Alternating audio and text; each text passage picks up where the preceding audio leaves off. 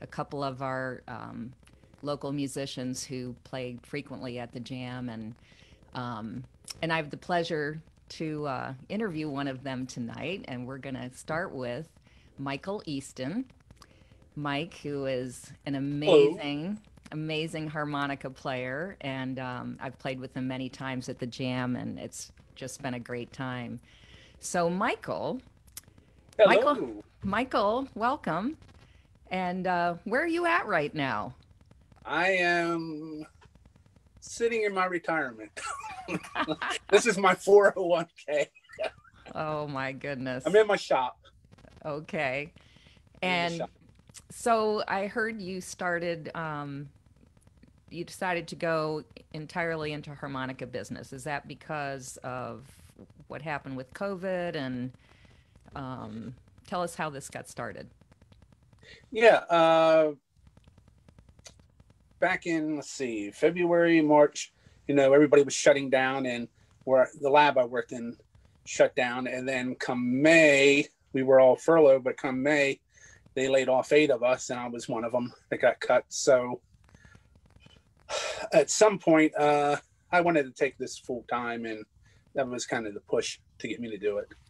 Yeah. So now I'm focused on 100% on working on harps, and it's nice not having to think about working here in the shop and then thinking about all the BS going on at work, and then working at work and thinking all the stuff I have to do in the shop. So I have a Right. singular focus now. Right. It's really That's hard to all. divide your time. Yeah. Yeah, So when I played with you, you played a diatonic harp, and now you're yeah, that's my main. concentrating. Right. Yeah, diatonic's my main, but when I got started in the business, I was going to build custom diatonics, and the guys I was studying with told me build up a clientele of customers. But back then, it was 20 some years ago, nobody was getting regular diatonics fixed because you can buy them for $14, $15. So they wanted to pay me $15 to replace a reed. Right. But on chromatics, were $75 up to several thousand, then at mine spending $15 to replace a reed. So that became the focus of the repair work, Mm-hmm. because I was supposed to learn a lot of repairs, get that under my belt before I do any custom work. So I didn't build my first custom harp until 5 years into the business. Okay. But all my customers mainly are chromatic players, and I didn't want to give those up when it came time to make custom diatonics. So I parted ways with the guild I was in and focused on taking care of the chromatic customers, because there are very few people out there doing what I was doing at the time. Yeah. Can you explain to everybody? I know you have a lot of What I what the have a difference is couple in front between of the me. two. Yeah, diatonic. This is let me see. I don't have my good one on me. Well, this is a real cheap diatonic. It's like I keep this in a shop. It's Mm-hmm. like a $5 harp you can buy anywhere in a store for a little kid.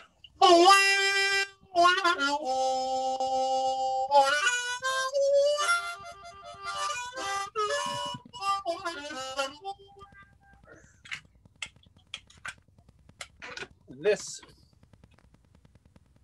is a chromatic harmonica, and the sharps and flats are produced by pressing on a button. Okay. To get the missing notes on a diatonic, you have to bend or overblow, which is, it's hard to explain, but you're raising the pitch. Okay. It's a specialized technique that takes a while to learn how to do, but that's the only way you can get chromatic notes on a diatonic. Mm-hmm. For a diatonic,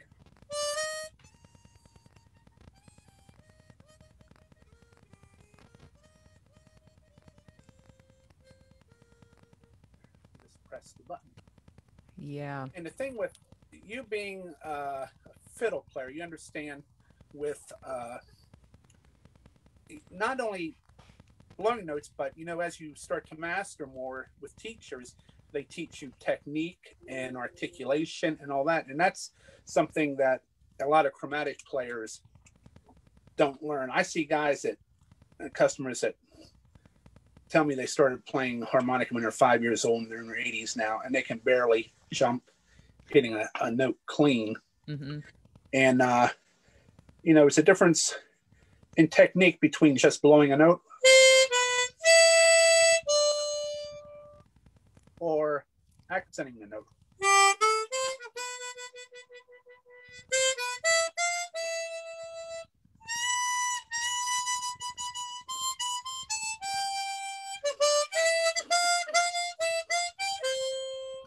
Or if you play it blues style,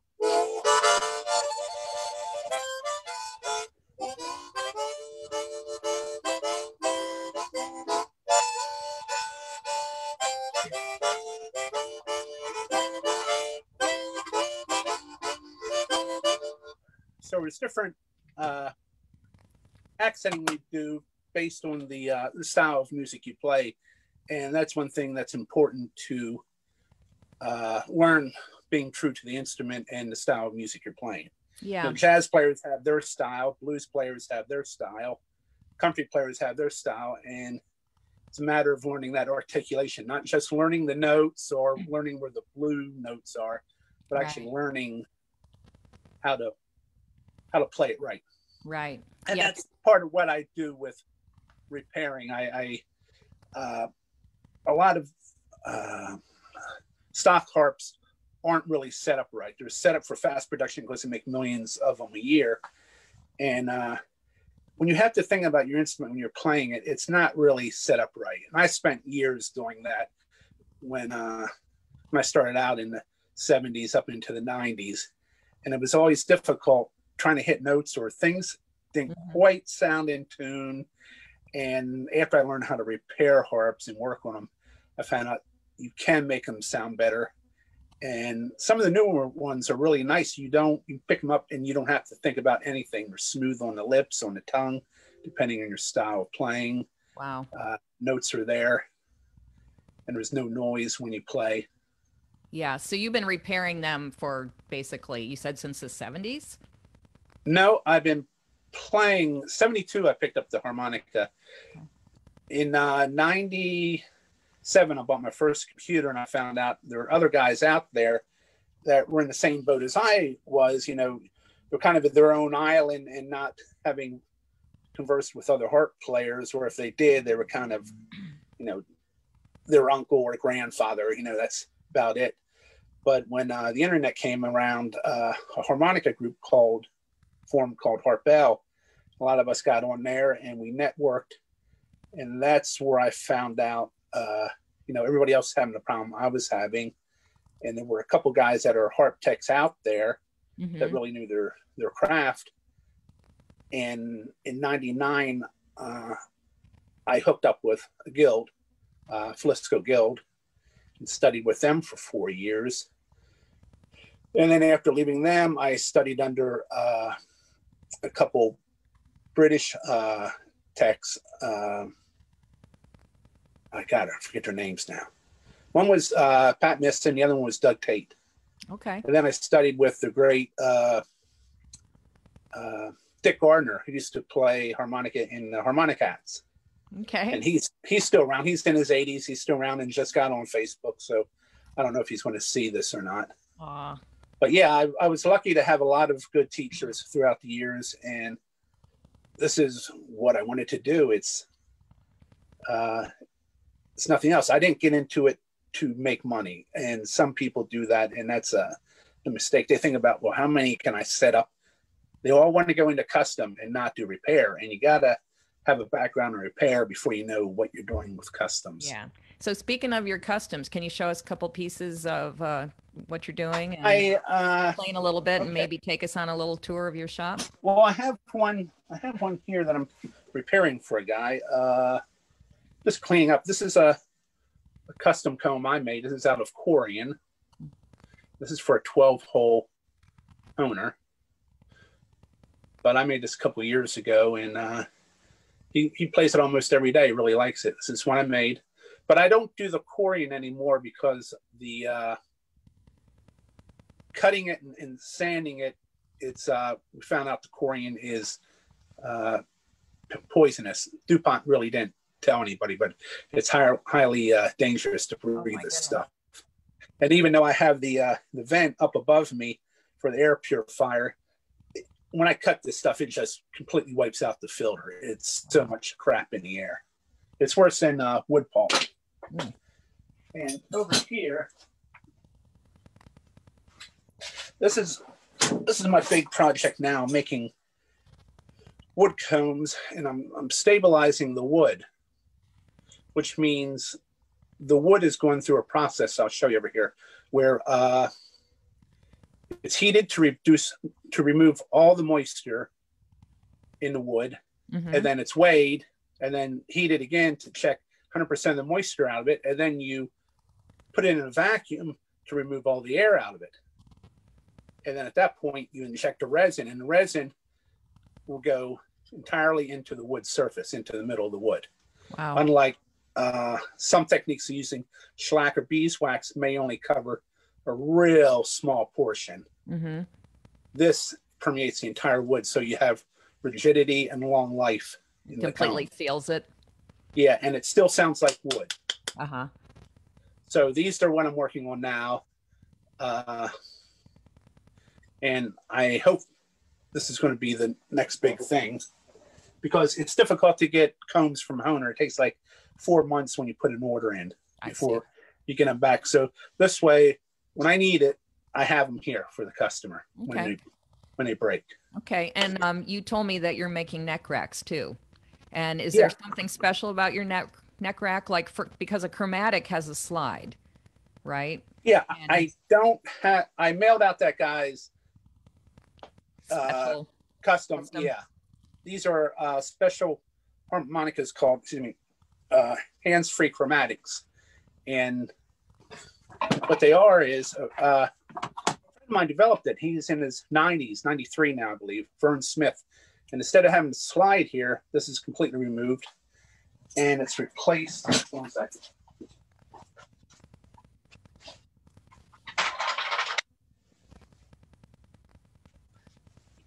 These I have to clean up yet. I make my own mouthpieces, but the mouthpiece is put on there and springs are put in. So instead of pressing on that, when you play it, you move it up and down to get the upper and lower reed plates. So it's flexible? Yeah, so you mount it into a rack, and while you're playing guitar or keyboard, you just move your head up and down to get the notes, the sharps and flats. So it's much more versatile than taking a diatonic, Bob Dylan style, putting it in a rack, and then every time you get done with the song, you got to pull it out and put another key in, because diatonics basically set up for the key you're playing in. Right. First position or second position, or mainly third minor. They're the main three. But there's only so much you can do unless you do overblows on it.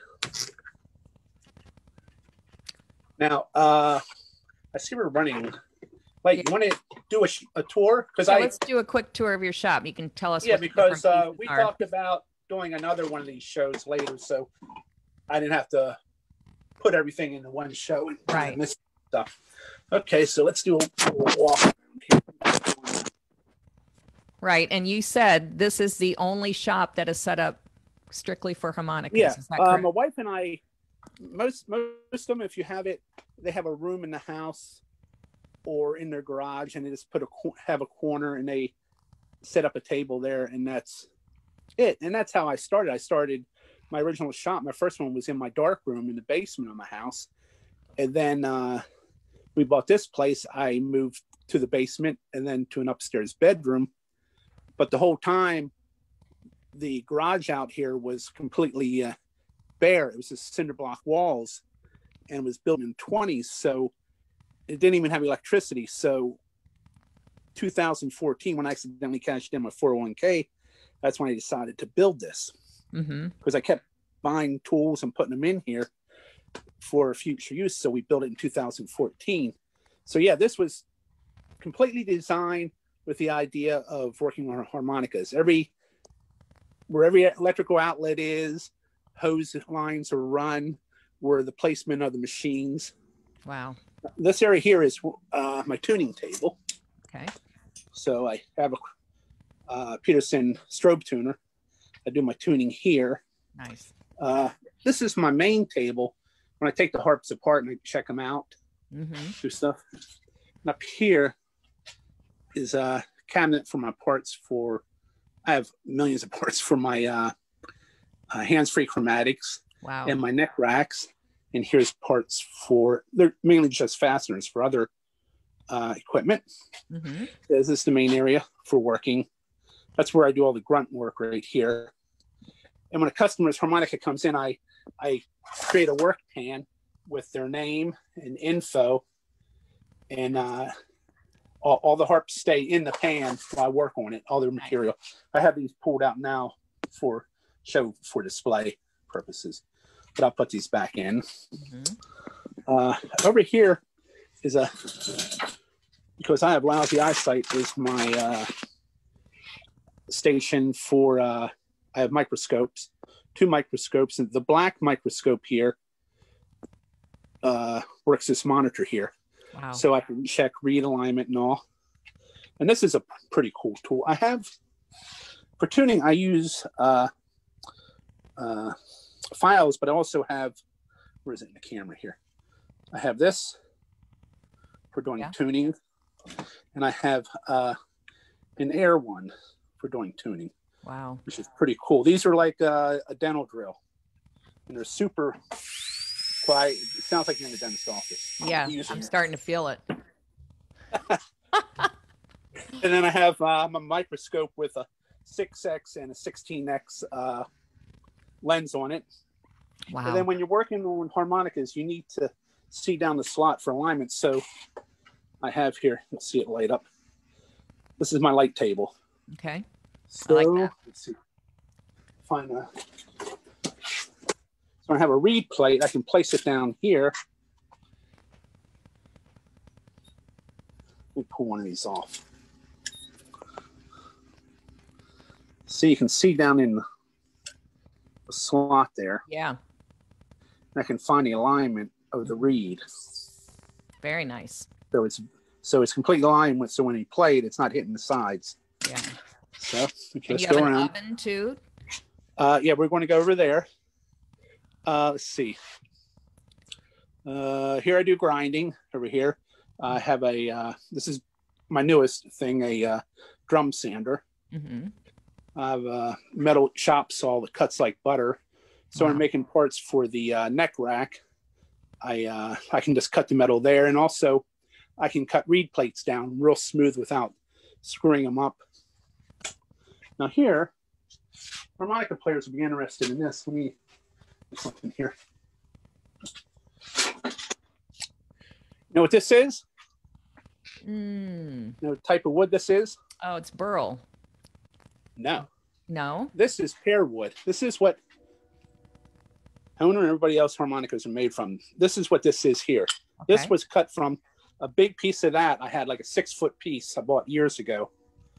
So I put it on my table saw here, cut it down here, recut it over here on the bandsaw. Then I take it, where is it? I have it stored away, but then I have a planer that I cut them down size, cut my blanks down. Okay, then I got these 3 ovens. Now ask me why I have these 3 ovens. Why do you have those 3 ovens? That's a very good question, Mariana. These are the ovens I need to bake the wood before I start, before I put them down here into the pot to remove all the, this is a vacuum pot to remove all the air. And then, yeah, the moisture is removed from the oven, the air is removed from here. And then I have some combs in here right now. This is a pressure pot. And the idea is not only pressurize, but vacuum, go back and forth every couple of days. And it's acting like a piston to pump the air and the moisture out and to pump the resin in that you're curing. So as soon as we're done tonight, I'm going to pull them out of the pressure pot Mm-hmm. and stick them back in here and turn the vacuum on. I was going to do it earlier, but the vacuum, it's too noisy. Okay. Well, listen, Okay. we should probably wind it up. What's the very last thing you want to show us here? Okay, this is my mill. Okay. This is where I make all the combs and parts. I'll go through quick. I have my computer there. This is my sanding station. Mm-hmm. I work on the combs here, and I work on mouthpieces and other parts. I have a slide in here right now to see that. take the burrs off, clean. And here I screw down the mouthpiece, and then I flat sand this down. Mm-hmm. And then over here is another milling machine station, and I do polishing. And over here are my two drills. And on those two machines on the end, I do tapping of 080, 256 and different size screws. So that's the shop. Awesome. That is amazing. Yeah. So a lot of stuff I have is still in my basement because I have no room yet. Mm-hmm. I have a setup for, let me switch back here. I have a setup for doing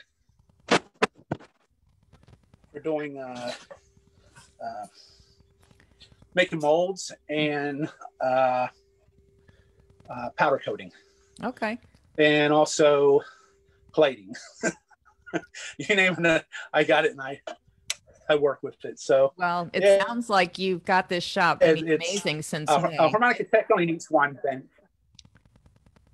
Yeah, it's been a journey. I was in business 14 years, sitting at one or two benches doing this, and it takes time to build up to this. Yeah. But if you want to do it full time, you have to wear a lot of hats. Yeah. Well, this is amazing, very impressive, and I know we've just barely touched on it, but we would love to have you back another time and have you show us some of your great harmonica collection and talk a little bit more. Yeah, I'll have some of these. I'll have some of these finished, and I'll show some. I have a big collection of antiques. I'll show some of those. Okay, demonstrate great. those maybe. Well, thank you for all right. Well, thanks for having me on tonight. And get back to work.